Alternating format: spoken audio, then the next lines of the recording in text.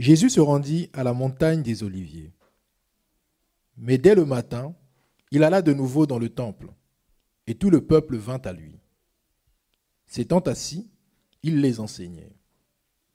Alors, les scribes et les pharisiens emmenèrent une femme surprise en adultère.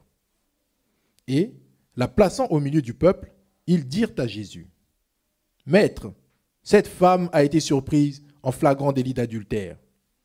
Moïse, dans la loi, nous a ordonné de lapider de telles femmes.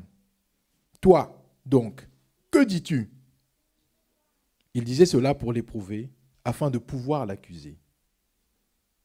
Mais Jésus, s'étant baissé, écrivait avec le doigt sur la terre. Comme il continuait à l'interroger, il se releva et leur dit, « Que celui de vous qui est sans péché jette le premier la pierre contre elle. » Et s'étant de nouveau baissé, il écrivait sur la terre. Quand ils entendirent cela, accusés par leur conscience, ils se retirèrent un à un, depuis les plus âgés jusqu'au dernier. Et Jésus resta seul avec la femme qui était là, au milieu. Alors, s'étant relevé, et ne voyant plus que la femme, Jésus lui dit, « Femme, où sont ceux qui t'accusaient? Personne ne t'a-t-il condamné ?» Elle répondit, « Non, Seigneur. » Et Jésus lui dit, « Je ne te condamne pas non plus. Va et ne pêche plus. » Voilà, je ne te condamne pas non plus, va et ne pêche plus. Dieu n'est pas d'accord avec le péché. Il n'est pas d'accord avec le mal parce que le mal détruit. On se dit, je suis libre. Je peux tromper mon mari, je peux tromper ma femme, je suis libre. Mais oui, mais il y a des conséquences. Vous séparez des familles, vous détruisez, vous créez des gens brisés dans leur cœur, vous brisez des cœurs, vous faites souffrir des gens. On dit, je suis libre de prendre de la cocaïne. Mais oui, mais après, ta santé se détériore. Tu meurs et tu laisses 4 enfants orphelins. Est-ce que c'est ça une bonne chose? Non. Le péché peut prendre de bonnes apparences, mais ce n'est pas bon. Vous savez, les gens qui commettent les péchés ne le font pas tous de mauvaise foi. À un moment donné, ils sont devenus esclaves. Ils avaient commencé par distraction. Ils sont devenus esclaves. Et même quand ils veulent s'en sortir, c'est plus fort qu'eux. Et Jésus dit, je suis venu libérer. Je suis venu renvoyer libres les opprimés. Le péché nous opprime, ça opprime les humains. Il y a des gens qui sont opprimés par le péché d'orgueil. Ils ne supportent pas d'avoir tort. Il faut qu'il ait raison dans tous les dossiers, dans tous les domaines, dans toutes les discussions, dans tous les échanges. Il faut qu'elle ait ou qu'il ait raison toujours. C'est l'orgueil. Et quand on lui démontre qu'il n'a pas raison, il se fâche. Et il veut par la colère comme se donner raison encore. Et ça peut conduire à quoi? À des divorces. Ça peut conduire à quoi? À des bagarres.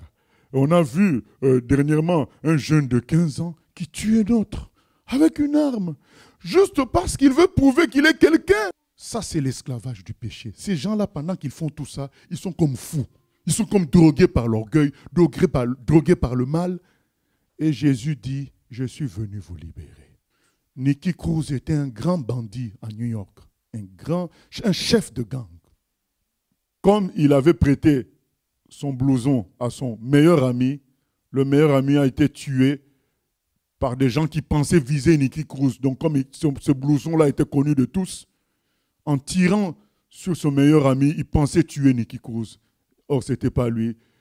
Et arrivé dans sa chambre, il entend une puissance démoniaque qui lui dit, suicide-toi. Tu as un revolver dans ta main. Tue-toi. Ça, c'est le démon qui parle. Les gens qui se suicident pensent que c'est fini. Ce n'est pas fini. Il y a une suite. Le monde ne s'arrête pas là. Hein. Le monde continue. Parlez à un embryon. On pourrait lui poser la question, mais oui, mais tu es dans le ventre. À quoi tu es sûr d'avoir des yeux maintenant? Parce que dans le ventre de la maman, c'est le noir absolu. Mais nous savons pourquoi les yeux poussent. Parce qu'il doit sortir après.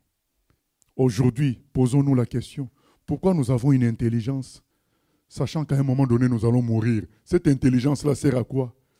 Elle sert à comprendre que la création vient de Dieu, qu'on croit en Dieu et qu'on aille après, qu'on soit préparé à aller vers lui après la mort. Comme l'embryon doit être préparé à venir vivre sur la terre des humains. Et Nicky Cruz, à un moment quand il a voulu appuyer sur l'arme pour se donner la mort, il se souvient que son ami n'avait pas été vengé. Il s'est dit, il faut que j'aille le venger. Et c'est en allant venger son ami qu'il rencontre Jésus. Jésus transforme son cœur. Jésus fait de lui une nouvelle création. Et Nicky Cruz, aujourd'hui, il prêche partout la bonne nouvelle. Cette dame était accusée d'adultère, on voulait la tuer. Jésus dit, stop, vous tous, vous avez le péché. Il n'y a aucun parfait sur terre. Nous tous, nous sommes des hommes pécheurs. Et Jésus dit, aucun d'entre nous ne peut condamner l'autre.